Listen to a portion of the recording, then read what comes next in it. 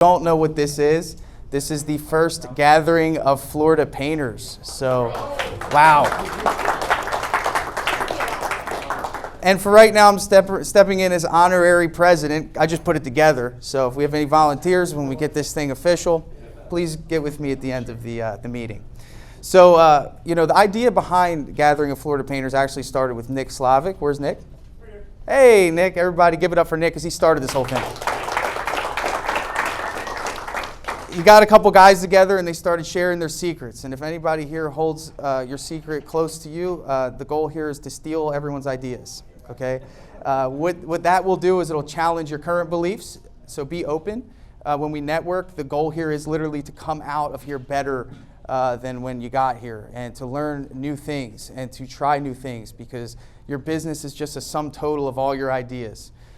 If you think you're doing something right and you hear someone say that they've done something else that contradicts that, be open to it, ask about it, inquire about it. That is why we're here. Before I get started on my training, I want to first acknowledge Benjamin Moore.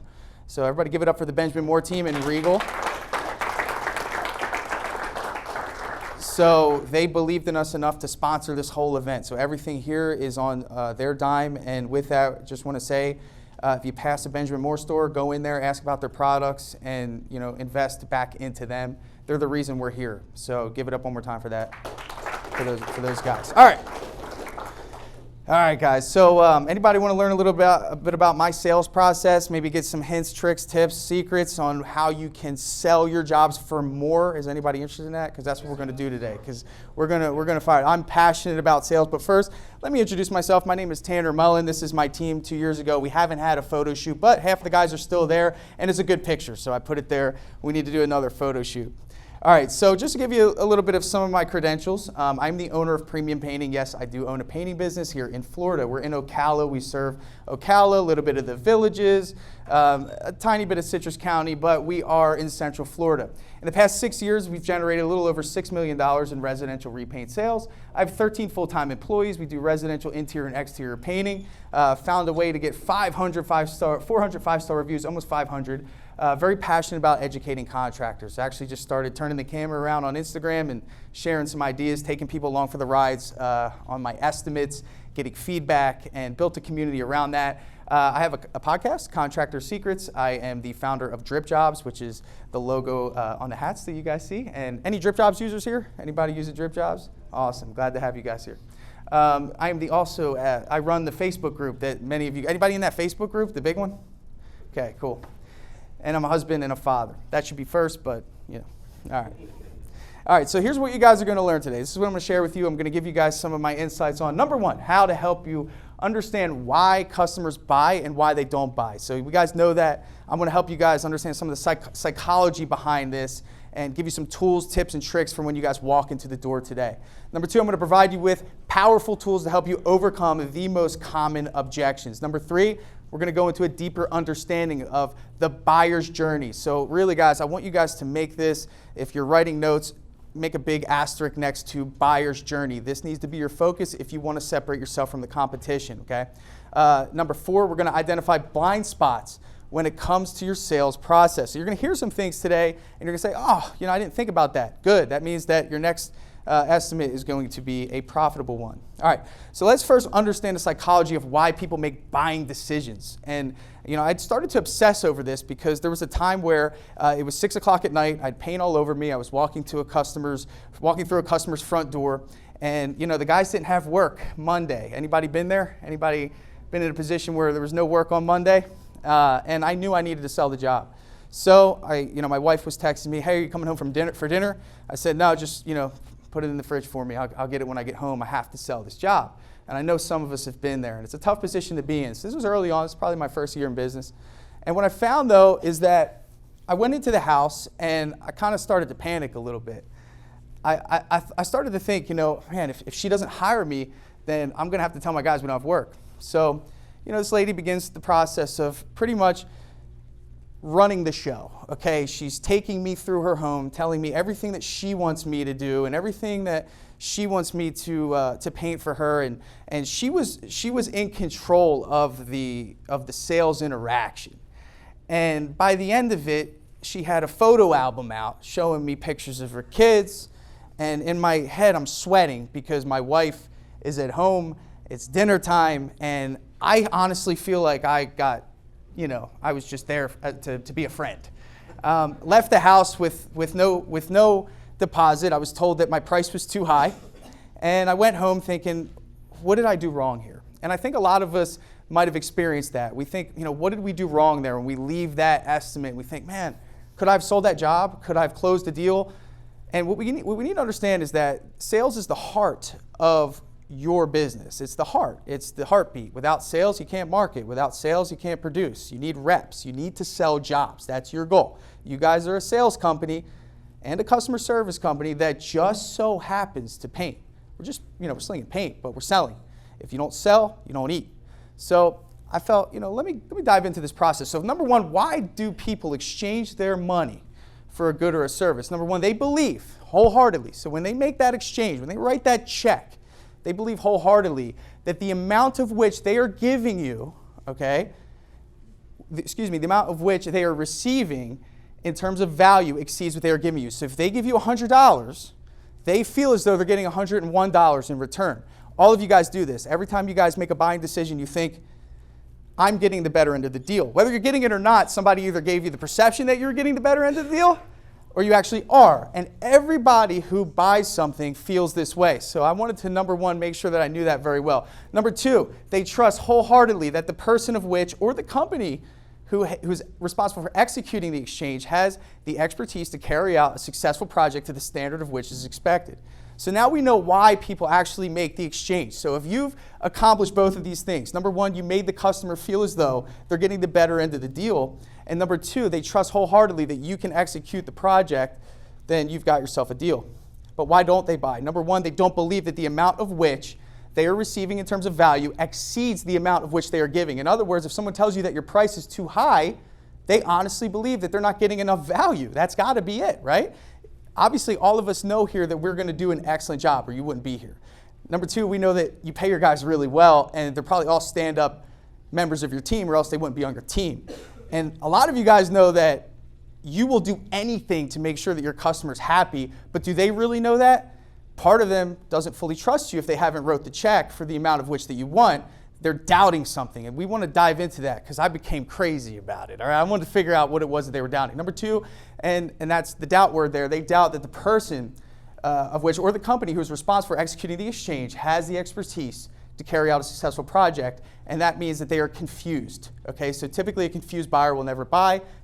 You leave the sales interaction, you leave there with them having more questions than you've provided answers to, so they need more time to think about it. Okay, so we're getting somewhere with this. All right, so I'm going to ask you guys to participate. Where does the sale start? Anybody think it starts with A? Raise your hand. Okay. Anybody think it starts with B? Raise your hand. Anybody think it starts with C? Raise your hand. Come on, guys. Only 3 options. No, come on. It starts here. Number 1. Hold on 1 second. When they're searching for the company online or seeing an ad or making the initial phone call, receiving the first text message or email. This is where the sale starts, okay? And take a picture of this because this is so important, guys. This is the foundation of trust and value that's built. This is right here. This is why you're not getting the sales that you want, is because we're only playing around at the tip of the iceberg and we need to go a little bit deeper if we want to win customers more often. Okay, so let's talk about the buyer's journey. This is how a typical buyer will purchase your service. Number 1, there's a trust-building, powerful marketing message. Number 2, there's an initial online search. What is that question? The question usually is, I wonder how much it'll cost to, or I wonder what it would feel like to have a garage floor coated, or the outside of my house painted, or a fresh start in my home, right? Number 3, they search for social proof and have, look for reviews. Number 4, initial phone call, professional prompt greeting. Number 5, easy booking process. Number 6, a confirmation, email and text message. Number 7, a confirmation the day of. And number 8, showing up on time, or same, it's equal. Inform them if you're running late. Sometimes that's actually worked out better for me. Hey, I'm running 5 minutes late. Oh my God, I can't believe you called. Anybody have that experience, right? Sometimes I'll be on time and just say, hey, I'm running 5 minutes late. So I want you guys to understand, if there was a point system attached to this, so if I followed you around and graded you on all of these, let's just attribute 5 points to each category. You'd get 5 points for a beautiful, trust-building, powerful marketing message. In other words, the marketing message matches the experience that they can expect. We will be on time. We will be a courteous company. We will do a great job. XYZ, whatever that is. Beautiful professional branding. The website is on point, okay? That means that you've done a great job of aligning your brand with your marketing message. Number 3, the social proof is there. Another 5 points. You've been really good about getting reviews. You've been responding to your reviews. You've created a personality online. Number 4, the initial phone call. The initial phone call is so important, guys. If there's a phone greeting, it's not, hello. It's not, hey, this is Tanner. It's, thank you for calling Premium Painting. This is Tanner. How may I help you? Now, you might think that sounds silly, but I worked at a bank, and that's how I had to answer the phone for the bank, so it was easy for me. But adopt the mentality of you want customers to perceive the value of your company as high as possible, okay? Because what they're doing is they're comparing. And the idea here is to build as much trust as possible. Number 5, easy booking process. How hard is it for customers to book with you, okay? My Drip Jobs users know that that button to send a request is gold, because it makes it easy for customers to book with you. How hard is it for people to get you their information? Anybody here have a form on their website that's not a Drip Jobs form? Okay. So what happens is that form, they fill it out, then it goes into your email, and then you eventually get to it, and by that time the customer forgets who it is that they submitted the information for. You are not that special. They go down the list of Google. Okay. Oh my God, yeah, I did fill out a form. I don't even know what I did. I filled out a form for 4 different companies. Which one are you? Anybody have that question before? Which one are you? Okay. Booking confirmation, that's where we alleviate that. Hi, Mrs. Jones, thank you so much for requesting an appointment. This is Tanner with Premium Painting, remember? Great, we'll be there, 2 o'clock on Saturday. Confirmation the day of. Hey, Mrs. Jones, we'll be there, 2 o'clock. And then, of course, showing up on time. So if we had a point system, we'd have 40 points. That's our trust score, okay? Just to kind of gamify this. Now, if we have a trust-building, powerful marketing message, but our website is clunky and outdated, we have barely any online reviews, we didn't answer on the first phone call, the verbal booking, or, hey, I'm in the car, can you text me your info? Anybody done that? Come on. We've done that. Text me your information. No booking confirmation, no confirmation the day of, and we're 10 minutes late. Now we're in the hole, negative 35 points. So when you guys get to the estimate, and you're doing your walk around, you might think, man, well, why am I not winning this customer over? It's because the foundation of trust has been compromised. So let's look at what kind of we do here. So the first thing is we have an easy booking form. They fill it out right on their phone, okay? Number 2, we have a beautiful confirmation text message that goes out. Hey, Enrique, thank you for requesting an appointment with Premium Painting. And if you want to take it a step further, we have a storytelling, value-building, trust-building message. Now, this is my friend Skylar at PGH Painters. And I love this example. I'll just paraphrase it for you. He tells a little story about how he got started in the business, that he's a local kid, and what is he doing? He's building trust. So this drip message actually goes out, I think an hour or 2 after they book the appointment. It says, hey, I was born in Ohio, moved to Bethel Park. I'm definitely a South Hills guy. So if you have somebody telling you a story before they get to your house at that level, and you call 2 other contractors and you don't even know when they're showing up, you just hope that they're on time, naturally, the customers that we're after are going to err on the side of, hey, this company's trustworthy and they're investing in making sure that I feel comfortable. And then just to give you an idea, when you show up, you say, hi, you're 10 minutes late, and he's sweating on his way into the job. And then, of course, hey, the customer says, hey, I love that email you sent the other day. I feel like I know you already. Also, thanks for giving me a heads up that you'll be running a few minutes behind. All right, so these are some mindsets that we're going to have, because we're going to take you into the sales process in-home. And I just want you guys to know that there's some disempowering mindsets that we need to get rid of. Every customer is an opportunity. Just make sure that you go into that with the right mindset. And that opportunity could just be a rep, right? It's just getting reps. Like maybe it's not the ideal customer, but what you're going to learn, if you take every opportunity and you treat every opportunity as if they're your ideal customer, you're going to get better at closing because you're going to have reps.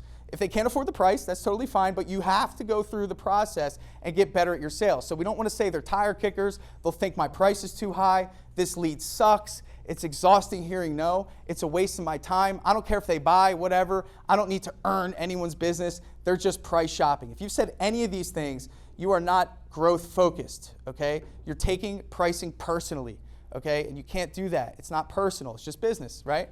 This is limiting you. We need to look for every opportunity, and the leaders in business take advantage of opportunity. Here's your empowering thoughts. We are the best solution for our customer. I'm going to close this today. I'm going to sell a job today. I stand by our pricing. It's fair. I have my customer's best interest in mind. I'm going to showcase extraordinary value. The competition doesn't stand a chance. I love hearing no. Great. That means I'm that much closer to a yes. You cannot get to a yes without at least one no in most cases. So here's the old way that we go into homes. This is how we estimate right now. Okay, we go in and it's way too complicated. It's very long and it's very directionless. I remember when it was my first few months in business, I had a tape measure on my belt. I had the wheel. I mean, honestly, I was Inspector Gadget. I came in there and I was shooting the tape measure, all the way across the room, and I'm trying to fumble on my phone, trying to calculate the measurements. And meanwhile, the customers over there, we didn't even engage with each other. I'm just running around trying to measure the job. And when I got there and I showcased to her what I did, she didn't even care about the measurements. And I'm like, wow, I just wasted my time. Okay, so I realized that homeowners care about something a little bit different. So here's our new way, which is strategic, polished, and focused. All right, so here's some limiting beliefs about your estimating process. Number one, I have to be as detailed as possible. Detailed is good, but that is not the most important thing. I'm afraid to underbid it. Okay, well, guess what? It only takes one job where you lose your tail to not underbid things anymore, okay? If I measure everything for an hour, at least I'll be accurate. If you're spending more than 30 minutes measuring, we need to relook at your sales process because, again, we need to either optimize that or find a different way to get what you need. Number four, the more time I spend on the details of the estimate, the better chance I have at selling the job. Not true. The more job-related questions I ask, the better, okay? Here's our new beliefs. Customers care about one thing, price, until you convince them otherwise. If you only sell the job, you become comparable on paper.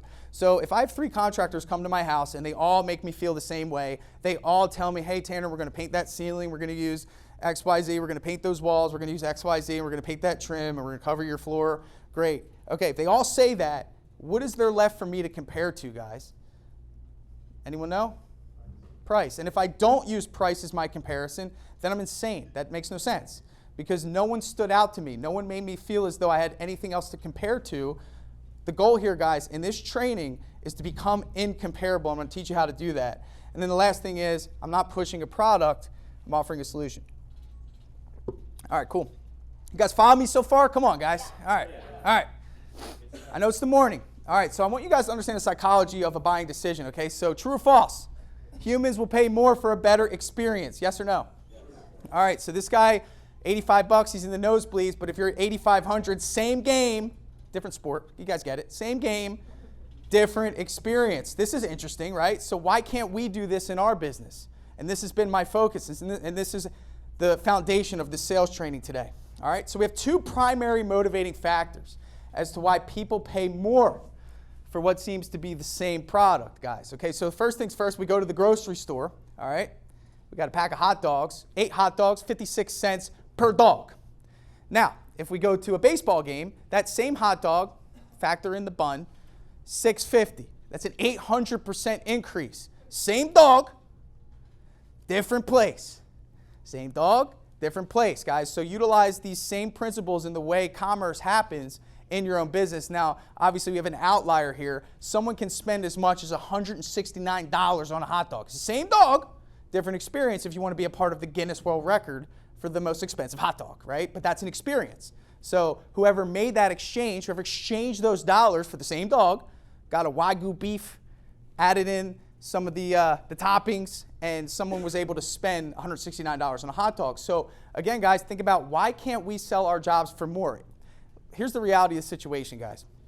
If you don't sell your jobs for more, you cannot grow, okay? If we're racing to the bottom, you cannot grow. You're stressed out, you're not able to give raises, you're not able to take your team on nice events and make people feel valued. Maybe some of us are thinking about health insurance and, we're cutting costs and all these things. But if you just figure out how to increase your prices, you're getting the same leads and the same customers. You need strategy when you walk into these houses, okay? But you have to understand the psychology behind buying decisions. And if we can use something as simple as a hot dog, we can align that with our business. All right, guys, this is crazy, right? You can get 8 Gatorades, okay, for 97 cents a pop. Or if you go to a convenience store, they can upsell you 400%. Why? Because it's convenient. So we know now that experience plus convenience equals more money, Okay, great. So lock those in. Experience and convenience. Everybody got that? These are the two ways that you're going to be able to increase your prices. We cannot compete if we're only selling the job. That is not going to work. Okay, we need to focus on creating a good experience or a better experience, and we need to make our services convenient. People seem to like that. That's why you can buy a Gatorade for $2.50 and not even blink. Okay? Here's the ultimate package. If you pair them, experience plus convenience. Okay? Now I'm going to flash a franchise here. Franchises, close your eyes. This is for teaching purposes only, but somebody understood this concept. Okay? Experience plus convenience. Whether you like them or not, that's literally what they sell. One-day painting, convenient, nice painters on the van, branded, experience. Okay? Somebody knew what they were doing in the marketing department.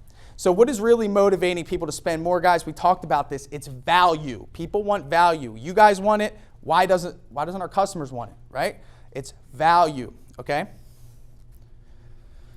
All right. So true or false? Everyone values different types of experience the same way. Will you catch that Steelers fan at a Browns game paying for the bottom floor? Of course not, and vice versa. So we have to understand that if you guys are going into estimates, treating every single estimate the same, I can't stand when people tell me that they have a systematic estimating process because every customer is different. So how could that be possible? Ultimately, if you're just taking orders, right? So if you guys go into a restaurant, is it a better experience if somebody, when you sit down with your significant other or a business colleague and they just shove the menu at you and say, well, let me know when you're ready, and you're bombarded with options, okay? Rather than the server coming over and saying, hey, listen, there's a ton of options there. Do you mind if I share with you my favorites, right? Again, who's going to get the better tip? So utilize the different ways that commerce is done outside of the painting business and start applying these principles to your own business, okay? So let me tell you guys a quick story. I was in car sales. Anybody sold cars here? A couple car guys here? Cool. All right, so I learned a lot of this stuff there. I'm not a genius by any stretch. I just had some good training.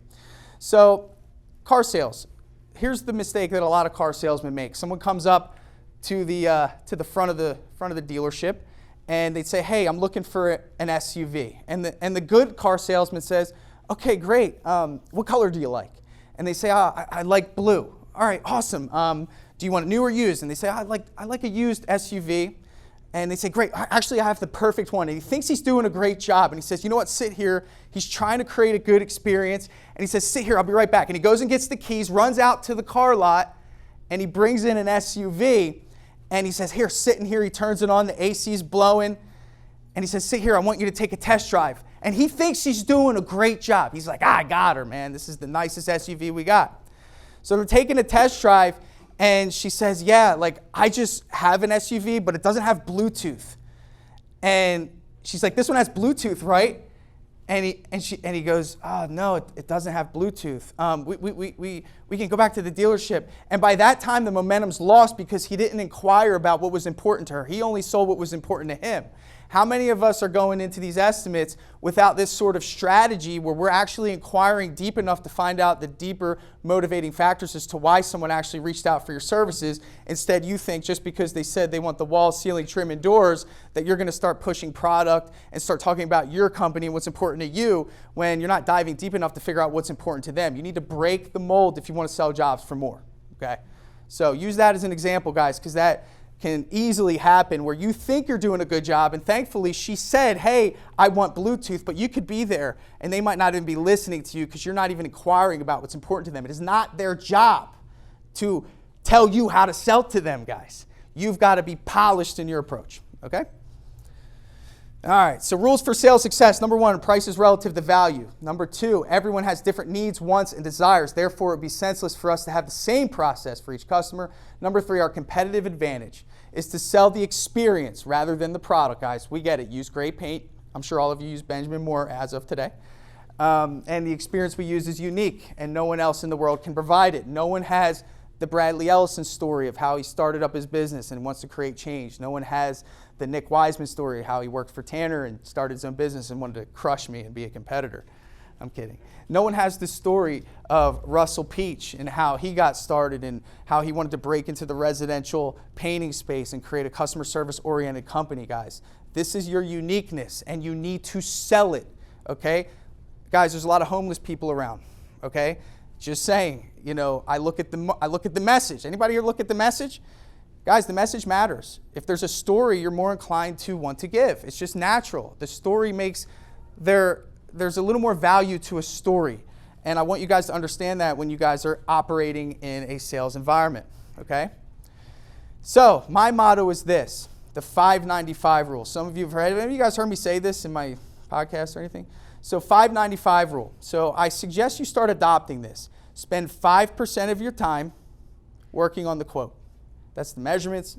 Figure it out, okay? Figure out a way to get whatever you need to measure done in 5% of the time. 95% of the time needs to be with the customer. This needs to be learning their motivations, asking the right questions, understanding what's making them tick, okay? And if you guys focus on this, you guys are going to notice that you're going to be building relationships.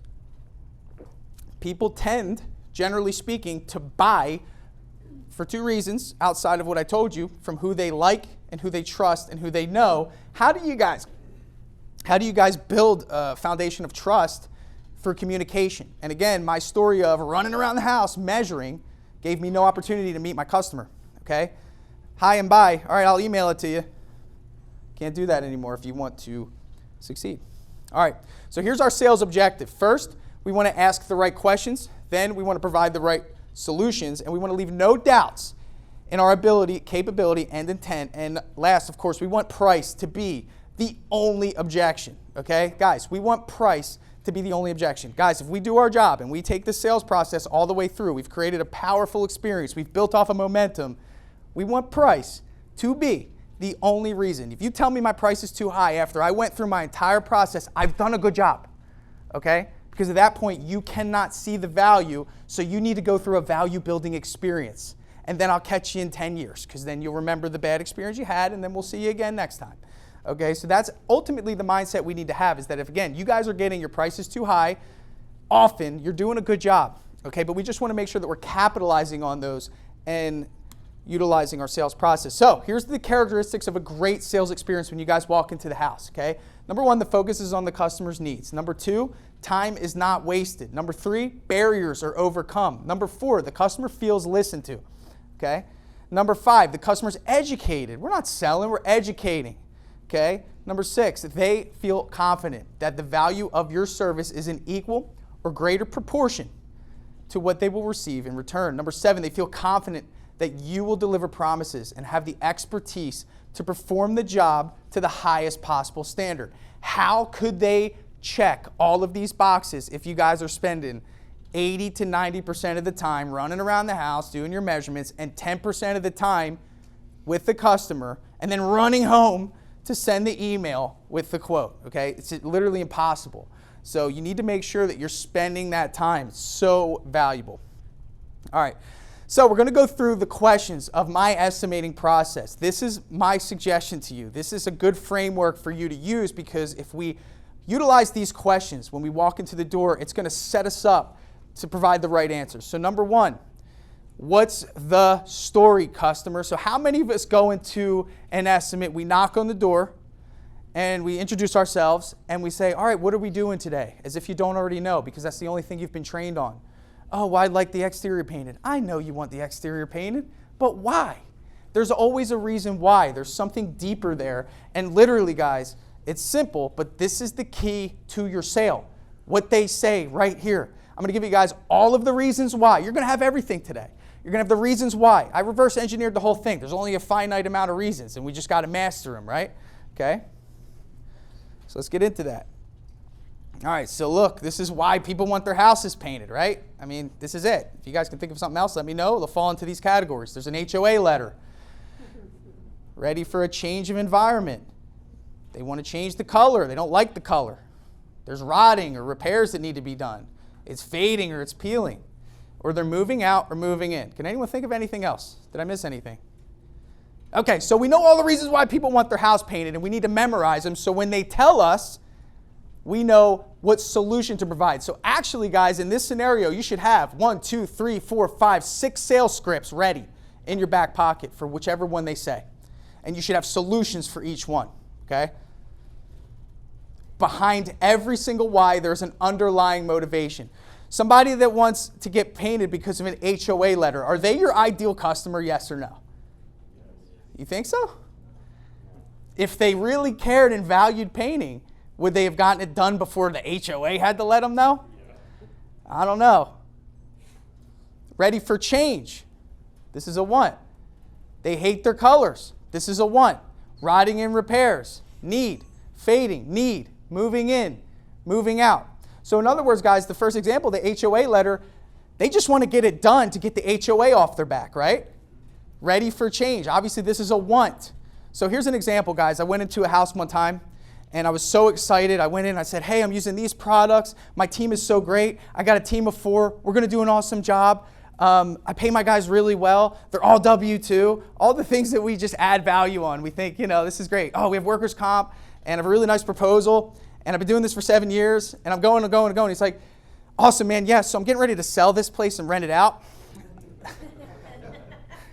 And I just he's like, he didn't care about any of that stuff. So that was my fault because I didn't inquire deep enough as to why. And again, if you guys are starting to think about some of the estimates you've done, you might think, man, I haven't really asked that question a lot. It's actually a necessity. It's not really an option if you really want to try to get a sale, okay? So we need to know why people are wanting the job done, and then we need to assign the motivation to that, okay? And then if you know the underlying motivation, then we can provide a solution, guys. Here it is. HOA letter. They want speed. They want convenience, okay? They don't care about what you're using. You could build on that, and you could say, hey, listen, we'll prevent this from happening again by using really good products. This is why this happened. But, hey, listen, I know that the HOA is on your back. What date did they give you? Oh, they said you need it by the 13th. Here's what I'll do for you. Now you're providing value in a way that honestly, your competition's not doing this, but you're providing value that aligns with your customer's specific needs and wants. Number 2, ready for a change. Do they care about speed? Anybody that's just ready to freshen things up, do they care about speed? Of course not. They care about the experience. This is where you lay out the red carpet, right? Hey, we're going to use the best products. My guys are amazing. Here's a picture of my project manager and his family. Whatever you got to do. But we're creating an experience there, okay? If they hate the colors, right? Oh, colors, you hate colors. I'm in the back of my head. What am I thinking? Anyone know? Consultation, decorator. I'm like, boom, I can't wait. I'm salivating to tell her, hey, I got a decorator that'll come here and alleviate that issue. Boom. Okay, so if you guys don't have a solution for each one of these, you need to start thinking about it. Okay, you should have 6 sales processes in this exterior example here for each one. Fading, speed and convenience. Mrs. Jones, listen, I know you waited quite a while. Behind this stucco is what? Anyone know what's behind stucco? What's behind that? Drywall. Mrs. Jones, time's ticking. There could be drywall damage here. What I'm going to do first, I'm going to seal it. I'm going to use an elastomeric stucco patch, and then we're going to put a really good Benjamin Moore paint. Okay? Moving in, moving out. Oh, this is my favorite. I salivate when I get people that are telling me that they're moving in. Oh, when are you moving, Mrs. Jones? Here's what we'll do.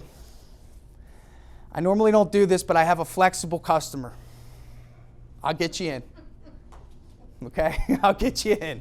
All right? So if we know the motivation behind this, moving out, do people who move out really care about your team and the experience? Dude, people could leave it looking, they'll put anything on the wall. Mrs. Jones, I'm going to just do what's in your best interest. We'll get something good on there, okay? We're still going to do 2 coats, okay? We'll still do 2 coats, okay? So moving on and moving out, I love them. I especially like the moving in people a little more than the moving out people. But again, when I hear the why, I'm already shifting gears. Okay, so we got to remember, we cannot just have one sales process, okay? Overcoming the color barrier. Have you chosen colors yet? This should be your second question, always. Here are the answers you're going to get. Any more answers than this? If anybody can think of one, let me know. All right, cool. Yes, we have. Yes, not sure. Yes, need approval. No, need help. When I hear any of these answers, guess what I'm thinking? You need help. Samples, consultation, facilitation, consultation. I'm providing solutions to everything. I know all of the problems. So I just look like the solution man. All I did was write it down one night. All right, so we always want to provide solutions. Are colors really a barrier? Funny story. Anybody in my little group chat where I shared this with, I don't know. Anyway, so this customer would not book an appointment with me. And actually, long story short, she was a new lead. I just booked it. I didn't even call her. I just scheduled it. She got the confirmation, trying new things. And she was a little worried. She's like, well, what if I don't know the colors yet? Here I am with a solution that made her feel comfortable enough to give me an estimate. Guys, if you do not have a color consultant on staff, that should be the first thing you do when you leave this place, is to figure that out, because people really struggle with this. There's people that will not hire you because they're scared to make a bad decision. It's not that they don't know the colors. It's just they want some help. They don't want to feel the burden of the weight of picking the wrong color. So again, we want to make sure that we have a solution to this problem. All right, question number 3. How soon do you want this project done? Let's see what the answers would be to that. You guys have heard every single one of these answers. As soon as possible. Man, that's exciting, right? No rush. Whenever you can get to it. Getting more estimates. So funny, right? That wasn't my question. Are you getting more estimates? I just said, when do you want to get the project done? Right? So how many of us kind of get a little demotivated? Be honest. I mean, it's happened to me, so I'll raise my hand first. When you hear that I'm getting more estimates. Anybody? Come on, man. We wasted our time out there. We built rapport. We're excited. And I think the reason why we feel that way is because we don't have a strategy around that. That's all. Anytime we feel a little unsure about something, it's usually because we don't have a strategy to help us through it. So I'm going to give you guys one. So first thing is that, all right, and this is an honest question. You guys who haven't been really raising your hand, I want to know how many people are leaving. Be honest, man, please. How many people are leaving the house and sending the estimate when you get home? All you guys are closing on the spot, every one of you. All right. So we got to strike when the iron's hot, guys. This is important, all right? This is really important. So here's our solution. Anything that they say to me, we're closing today. Like, that's the mindset, guys. We talked about beliefs. Guys, you have to have such a strong belief in your ability to close the job. You got, all right, cool, we're closing. If you go in there and think, oh, he's getting more estimates, or they're getting more estimates, my guy's got to eat. Anybody take care of a couple guys that know that if they don't have work, they're paycheck to paycheck? You know, this is your legacy. Guys, remember, selling jobs is what creates franchises. Selling jobs is what creates opportunity. It makes us feel good. Feast or famine, okay? The only thing stopping you from growth is the person sitting in front of you who's trying to get a good deal when we have the best interest in mind. So to me, it just doesn't make sense. So I go in with the mindset, we're closing today. That's the mindset, okay? Now, before we do that, I want to know what the biggest concern is. Try this. Every single customer has an outlying concern. It's so funny. Hey, listen, I know we walked around the house. Just curious, do you have any concerns? Why? Because this is a little barrier, right? That if we don't address, this could be the one thing that stops them from writing the deposit to us, right? So we want to identify what that one thing is, and what we're going to do is we're going to stick it right back here, okay? Hold on. Nail pop. Anybody get the nail pop guy? We're not doing the ceilings, but you see that nail pop, right? Small rotting. We got the oil stain spot somewhere. There's always an oil stain spot, or a handyman item, or an outlying question. Hey, do you do 2 coats or 1? Oh, they remembered. Guys, you got to realize that before they meet you, their friends tell them things to ask, or they look, what should I ask a painter? And if you give them an opportunity to ask that question, they'll remember it. And they'll feel confident because there was this one thing they had to make sure. Hey, do you spray or roll? Oh, okay. I heard that spraying isn't good. You know, well, it's very good. Do you do X, Y, Z? Whatever that is, you got it out. Cool. All right, so we're breaking down barriers.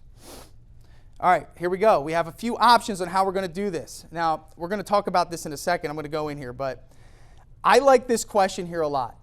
I don't know if you guys have asked this question, but this is one of the most important questions that you could ask your customers. Have you hired a professional painting contractor before?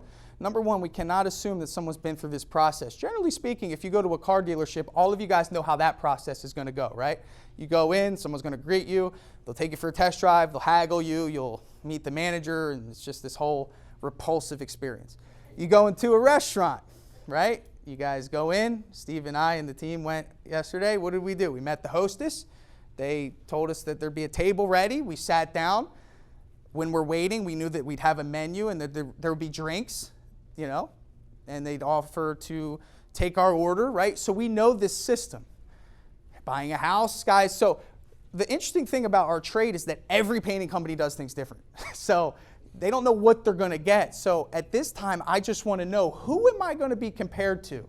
Because typically speaking, guys, all of you guys who have been to a car dealership, right? Maybe you got a bad deal. When you go into that new car dealership, you're going in like, oh, they're not going to get me this time, right? You have an experience that you can draw your reference from. That's what builds trust. Okay, so ultimately, if you have experience, it builds confidence. So if you have an experience of a painter who came to the house, it was one guy, right? Painted a whole 3,000 square foot apartment in 1 week, and he paid $1,000 in labor. I need to know that so I can help you see the difference in why we're different, because they might think that we do the same thing. So it's important to ask this question, guys. Make sure that you're asking it. So let's go into what we're going to say and how we're going to approach each answer. So if the answer is yes, Mrs. Jones, have you hired a painting contractor before? How was that experience? Okay. Oh, no, you haven't? Well, have you hired any type of contractor before? I'm going after the roofers. I'm going after the landscapers, because the way that they see us is in the same category, right? If a roofer gives them a bad experience, they're ready for us when we walk in the door. Okay, so we need to make sure that there's nothing stopping them. If it's a good experience, well, Mrs. Jones, what did you like about it? Oh, they did a good job. That's awesome. Oh, they covered everything and they were on time. So are we. Not only that, we'll do X, Y, Z. So not only do we want to make sure that we give them the same experience they had, but we want to one-up it. Okay, not only do we cover things, we actually take pictures of your wall hangings so we put it all back in the right place, right? If it's bad, what did you dislike about it? Oh, well, it was actually really bad, actually. They got paint all over my pavers. Oh, Mrs. Jones, let me show you a picture. I have one. We actually put plastic on all the pavers, right? So now, again, we're lowering the barrier. Now, you guys might be thinking, man, this is a lot, but it's a natural flow when you're in the house. You're just asking questions and providing solutions. And if you guys have been sitting in front of customers, if this is eye-opening to you, I want you guys to erase everything you think about your sales process. And I want you guys to erase everything you think about a customer until you see this process all the way through and you sit down and present your price. And it'll change your perspective on your customers, the industry.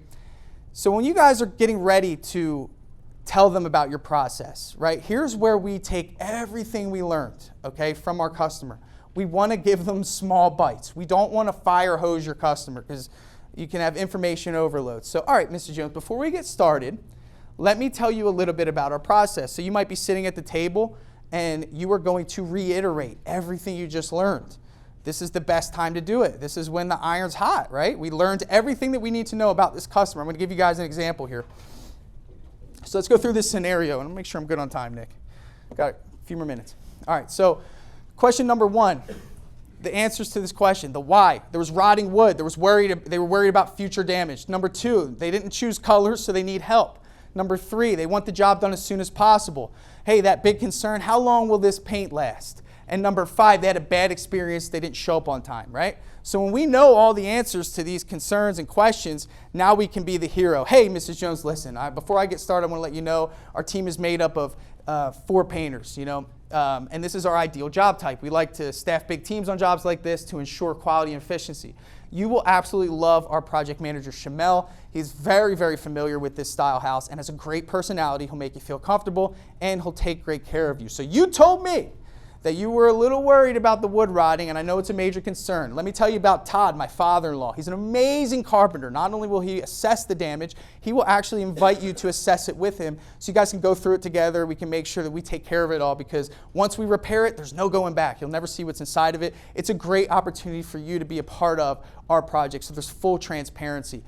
Also, I know you said color, Mrs. Jones, that you were a little worried about it. Here's the deal. Miss Donna, our color consultant, is fabulous. She was actually our Sherwin-Williams rep at one point. She's a really big part of our company, and she actually treats all of our customers as if they're her own, and she's a great extension of our business. So you guys can see here, everything that I say is relating to an experience or convenience based on whatever they tell me.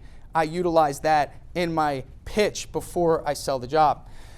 We have a few more things we need to cover. In terms of time frame, Mrs. Jones, you told me that you were interested in getting it done quick. Here, I just looked at my schedule. I have an opening on the 6th, 2 weeks from now. If we're able to come to an agreement today, Number 4, hey, by the way, the paint we use is Benjamin Moore. It has great water-resistant properties to prevent this from happening again anytime soon. You'll also love that they have a 25-year warranty. I'll provide that paperwork to you so you're fully well aware of what to expect. And number 5, being on time is very important to us here. Just so you know, we have this app that I can actually track the time of all my employees and where they're at.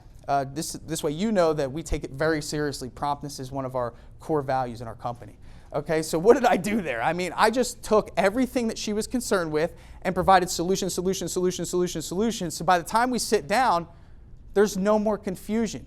I'm the best option. Okay, so we need to be doing this. We need to be thinking about this, convenience and experience.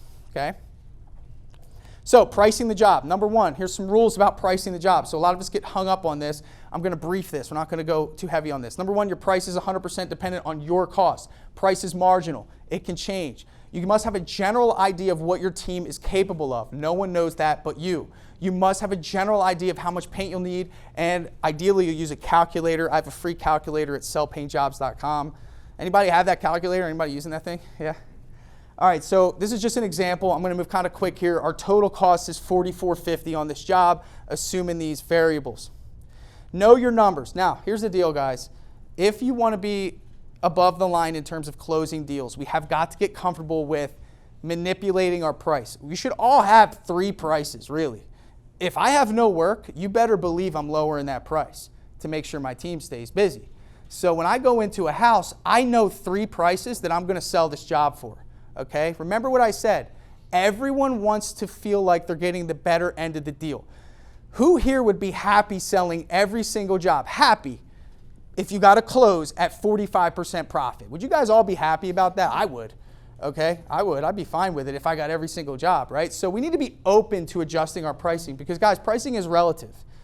You know, it's not like we're selling a commodity. We're selling a service.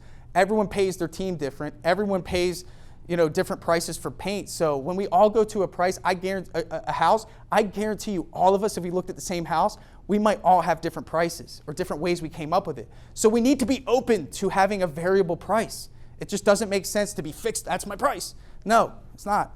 It's just your idea of what your price should be. Okay, so supply and demand. If you have a lot of work, that means that the supply is high. Okay, if you don't have any work, that means that the supply is low.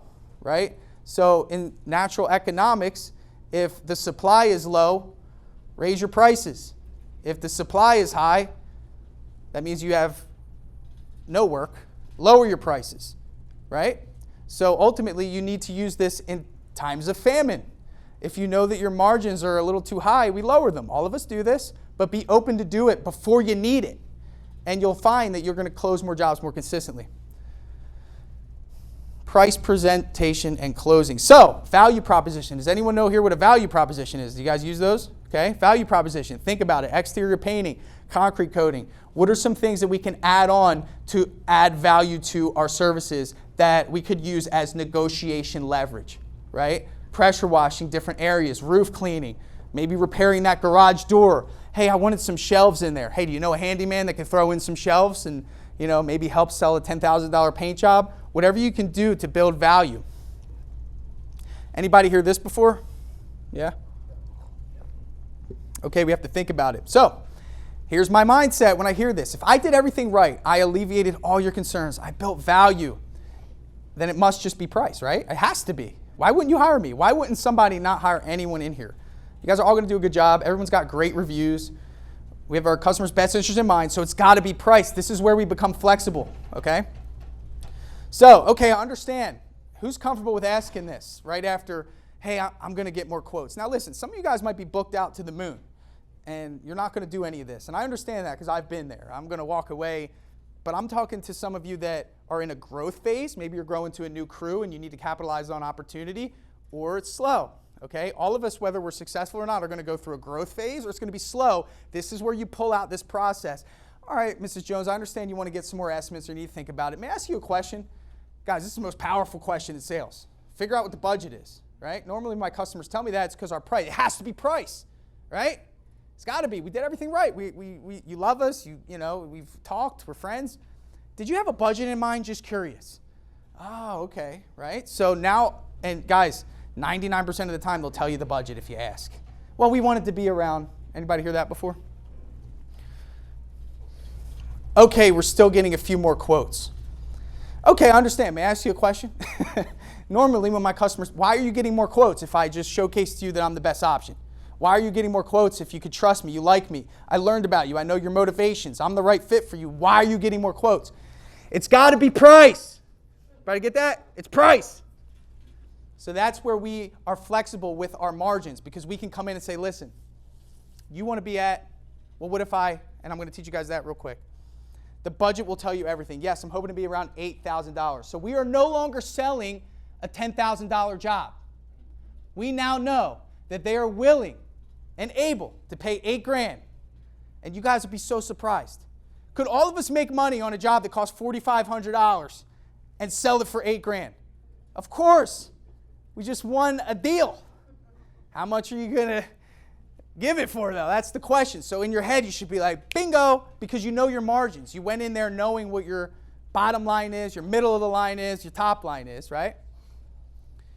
So we have three options here, guys. If you're busy, you're booked to the moon, you're going to build more value, maybe try to win that top line price, and then you're going to hold firm on it, and then you're going to do your follow-up. Number two, you're going to lower your price, right? Which is not a bad thing, okay? If you're trying to sell jobs, we've all done it, right? Everybody in here's done it. And number three, we're going to offer a value proposition. These are our options. So let's go through them real quick, and then we're going to wrap up. All right, so we want to create a win-win. How do you create a win-win? Use this small phrase right here. If I, will you. This is a very powerful statement, okay? If I give you something, will you give me something in return, right? So this is a win-win scenario. This is how you really make it seem, and you are giving value. You're either lowering your price or you're creating a value proposition. That's why it's called a value proposition. You're proposing more value to get the business. Listen, you told me that getting this project done within 2 weeks was important to you. Here's what I'm willing to do. If I do this job for $8,900 and fit you in before the 6th, will you allow me to earn your business today? And you're quiet, okay? Now, it's up to you whether you want to keep going in terms of lowering price, or you could do something creative like this. Okay, I can understand that. Listen, I really want to earn your business today. If I will you. Earlier, you mentioned to me that getting the roof soft wash was important to you. Now, you know that that's not something we normally do, but tell you what, I have a pressure washing subcontractor that I know will do a great job on this roof. I'll cover the cost for you if you allow me to earn your business today and you're at the top line price. Now, the customer might perceive that as $1,000. They might perceive that as $500. They might start thinking of the headaches that will be required for them to source out a pressure washing contractor, contract that job, and you're there saying experience and convenience. Pay me more. And now you're using a value proposition to sell more jobs.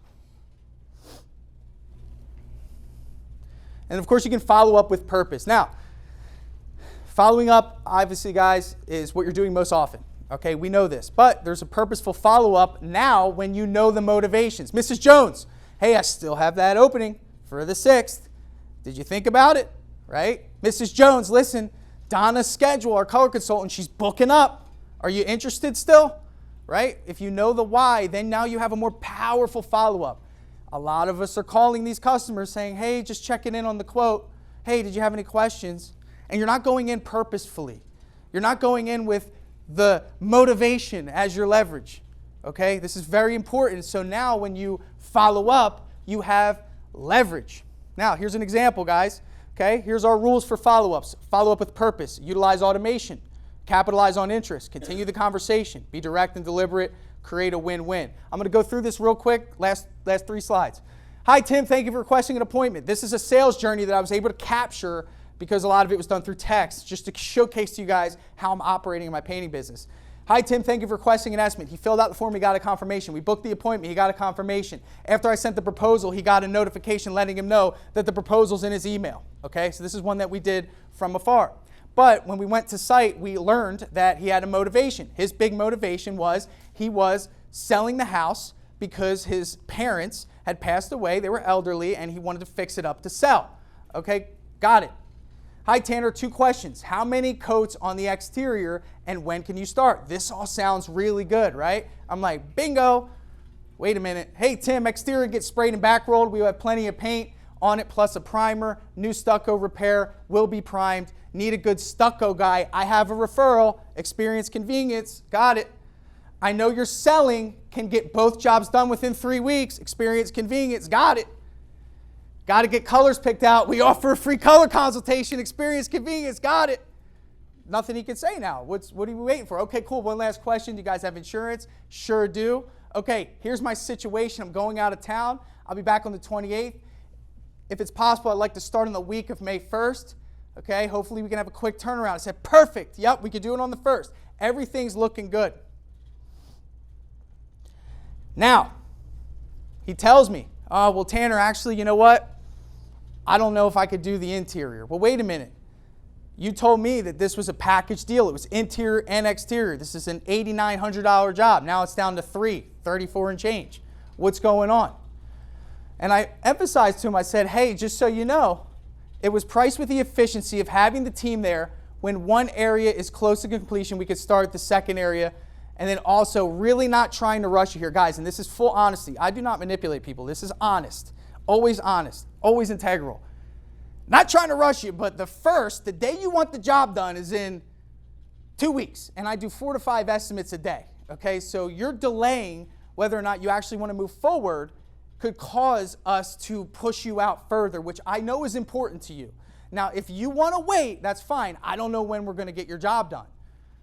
Understood, makes sense. How about this? Can you do it for $8,500 for it all? If so, I'll sign and do the deposit now and we can schedule. So because I knew what was important to him, because I alleviated his questions with solutions, and then at the very end, I knew what his motivation was. It was speed. It was efficiency in terms of my communication, but it was more importantly getting the job done because his concern isn't what the job looks like. He wants to sell it. So I need to be a facilitator to help him get to his goal. And that's what my job was in this scenario. So one more thing here, guys. We're going to talk about following up with purpose, just to give you guys an idea how we're doing this. Here's another example. This is an automated text message. After we exhaust all our resources in person, we set up automatic follow-ups. We know at this point what could be the reason you're not moving forward, and it is price. So here you see that we are taking $250 off to ask the customer for their business because it's a win-win. We need to book a job. They need one done. And you could see here, happens all the time. People bite on that. So you might want to ask yourselves, how many jobs are we only $250 away from, right? Be open to flexibility on your pricing. So anybody here, I want to offer you a 60-day free trial of Drip Jobs. So if any of you guys sign up, just let them know you're at this event. I want to thank you all. I hope you got something out of that, guys. We got Nick Slavic coming up next, so I'll pass the mic to him.